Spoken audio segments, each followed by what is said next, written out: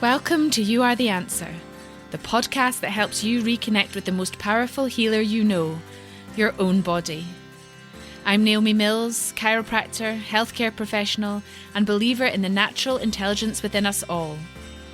In this podcast, I explore what it means to trust your body, decode its signals, and take ownership of your well-being without quick fixes or health fads. Whether you're just beginning your journey or deep in transformation, I'm here to guide you back to the truth. You are not broken. You are the answer. Hello and welcome to episode 29. Thank you so much for joining me on this You Are the Answer podcast. So today I'm hoping not to ramble around the houses too much, but I'm wanting to do the last part of the deep dive into the mindset series. And last week we talked about nocebo and placebo, the real effect that your brain's expectation has on the biology in your body. And today I just want to playfully explore what that might also look like in your life, because it's something I love to play with myself. Before I go into that part of it, I want to really invite you to think about, as an adult, whatever stage you are in life, can you take a moment to appreciate how our mindsets, particularly our willingness to explore, to say yes, and to feel curious, can certainly change over time.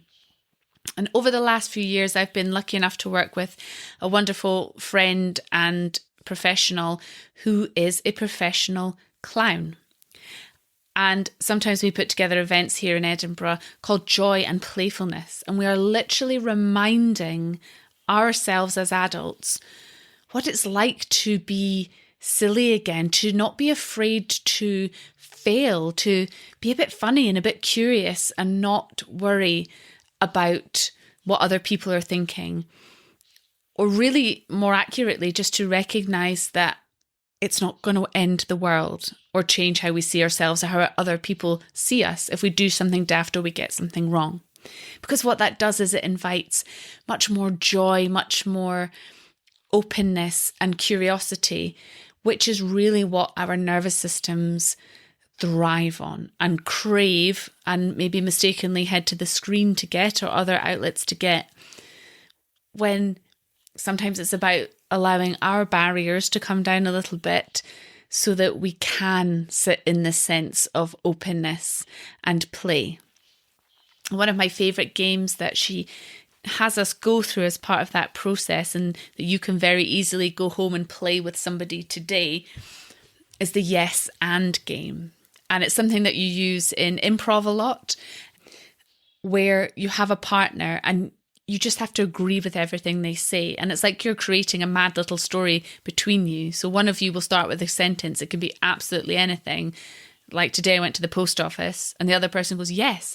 And I met a giant blue ball of fluff there and it could talk. And you're like, yes. And it told me blah, blah, blah, blah, blah, blah. And it's allowing it to get kind of as crazy and as mad. And it doesn't have to make sense. And you can almost feel your logical brain be like, and you're wanting to, on some level perhaps, put it in a box that makes a neat sense. But it's all about saying yes. And I know certainly as a parent, one of the ways that game really helped me was how often are we invited to, especially by our young people, because their brains are already wired for this. Remember, they're for the short-term dopamine, what feels good in this moment. Can you come and play? Do you want to look at this with me? Can we do this? And our logical adult brain is trying to run all the numbers, the timings. It could be costs, it could be risk. And I just want, in that moment, that young person just wants to hear a yes. And it's maybe putting down the, quote, more important thing that we were doing to really be present and playful in that moment. As we get older, of course, there are a lot of things that we might tell our children or we're told as children. There's some great little phrases and tools that I think are very helpful to pick up again. Perspective being one of them. How often would you say to a young person, well, it's not going to matter tomorrow? Or is that going to matter in a week? And actually, for me, I love that idea of that perspective. I say it to myself sometimes when my brain has gotten a little bit hooked on something or I'm a bit worried about something. I'm like, well, will this really matter in a month's time? And most often, the answer is no. It won't even matter tonight or tomorrow. So it's a lovely way of using our minds and the things that we do and tell ourselves at different stages of our lives, kind of bringing back some of those tools for adulthood, because they are just lost sometimes. Something I'm certainly experiencing myself, and I witness a lot of people experience as adults, is a fear, whether recognized or unrecognized, of starting something new, of being bad at something. It's one of the reasons it took me so long to even begin this podcast. And I felt absolutely incredible when I reached my first 1,000 downloads, which felt insane, because I was afraid to even begin or be bad at something. When you've been a professional for 15 years and you're actually really good at what you do, and then you go on a sidestep into podcasting, or it's teaching, or it's writing, or even starting a new hobby, going to a new class, something, I get it a lot with clients who would really like to maybe join a certain group or a class for socials or for exercise, hopefully, but of both. And they're like, oh, but I really don't feel comfortable going. Like, when did this happen? I don't mean that literally, but can you now notice this gentle but ever growing stronger aversion as we become adults, maybe as we move out of our kind of short-term thinking into our longer-term thinking brain of, I don't feel comfortable being uncomfortable anymore. And so lots of the physical embodied work I do through retreats and events is helping adults become comfortable being uncomfortable, because guess what? That's where all the best things in life happen. It's where you learn, it's where you build resilience. You may fall completely on your face and hate it, but you're always going to learn something, and the world isn't going to end. And people aren't going to change their perception of you in any great way because you didn't do something perfectly the first time, or you tried something and you failed. And in fact, they're more likely to change their perception to think that you were a pretty cool human for giving it a go. So this episode today is me just really wanting to encourage you to reopen your mind past the things that you think you know and the things that you're comfortable with, but to play with more curiosity, to say yes to new things or things that feel a bit unusual or spontaneous, so that you can notice how that feels in your nervous system. Because in my experience, your nervous system loves that. Your nervous system likes novelty. Remember, it likes new. It likes the unknown. It likes the dopamine rush of having done something, even if it felt a bit edgy or a bit scary. And I spoke 2 episodes ago about screen time and how, from a nervous system lens, it's really you craving things potentially from the wrong source, or certainly not from a very efficient source. But you can get it in other places too, if we just kind of expand our ability to look beyond what seems really obvious and play a little bit more. So something I like to play with, and when done well, can be incredibly useful, are mantras. Now, I'm not talking about pretty Instagram mantras or thinking your way out of a problem. When I do mantra work with people, I'm trying to get down to the deepest layer of the negative, if you like. And if you're interested in mantras, we can do a whole episode on how to craft your own mantra. But we want to go right down to the deepest layer of what is the belief. Because if you changed that belief, is there a negative belief that you're holding that if you did believe, that would change your life for the better? Because a mantra is a bit like a placebo or a nocebo in a different guise. It's a filter that you're putting on your life, that you see your life through, that's either making it better or not as good, depending on what that belief, that story is that you're holding. And a really powerful one for a lot of us is around our worth and productivity. And I remember working with somebody who was a very bright, bubbly, intelligent, successful business person in a relationship, has a family, has been working so hard to produce all this stuff and hold everybody up and be a really integral part of the household and the workplace. On some level was deeply craving rest, nourishment, protection, because our nervous systems want a bit of everything, right? And we want to know that even when we're going, there's somebody somewhere safe that we can land. And they just weren't able to ask for it or express that or even realize it. And we dug and we dug and we dug and eventually got to the mantra, I am deeply loved, even at rest. Like, I am important even when I don't produce. And you could just see their face and their ability to say it. And they're like, oh.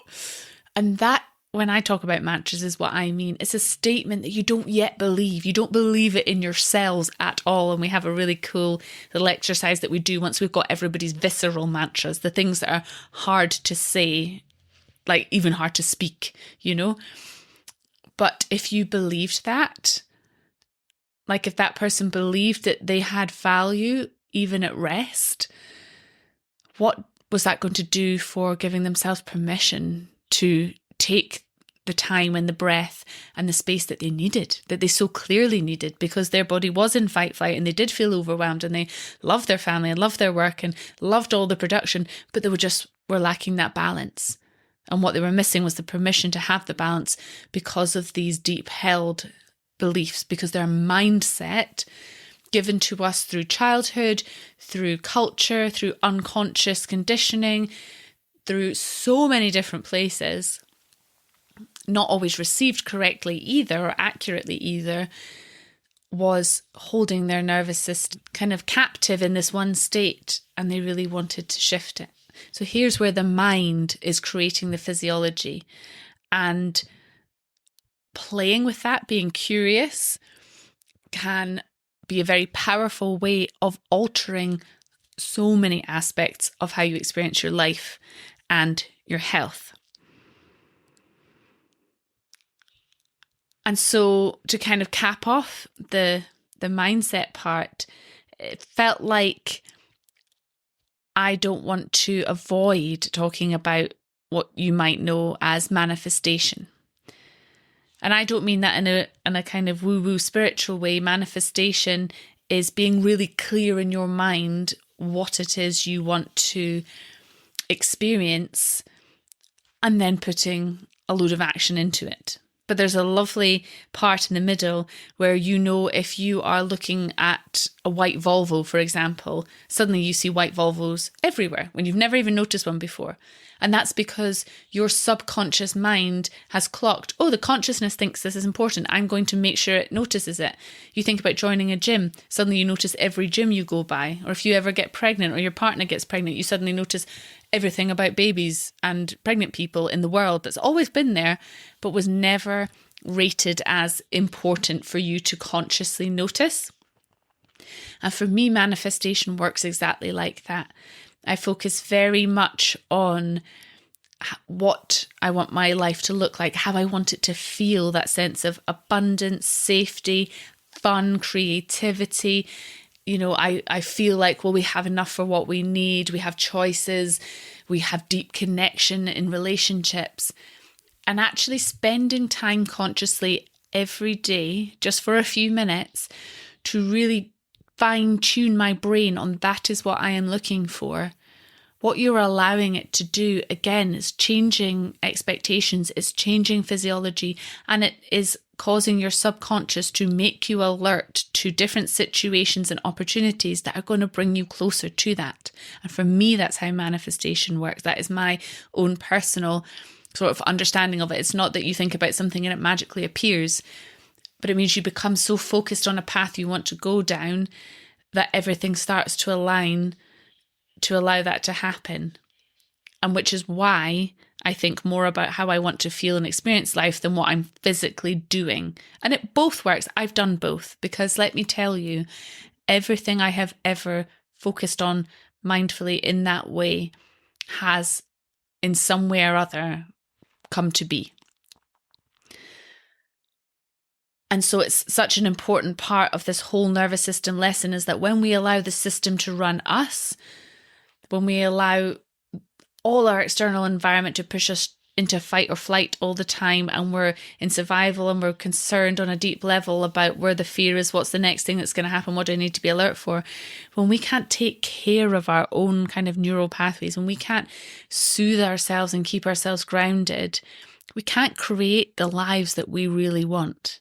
And when we start from a place of, I am going to become aware of the stories my mind is telling me, I'm going to develop practices that help me separate my thoughts from myself, I'm going to very consciously do things that get me out of my brain and less online and more in person, on the ground, in my body, in real life, maybe doing something that feels a bit challenging so that I can build resilience and learn something about myself. All of these things then really give you the power and the inner technology to create a life that feels fulfilling and meaningful and purposeful for you.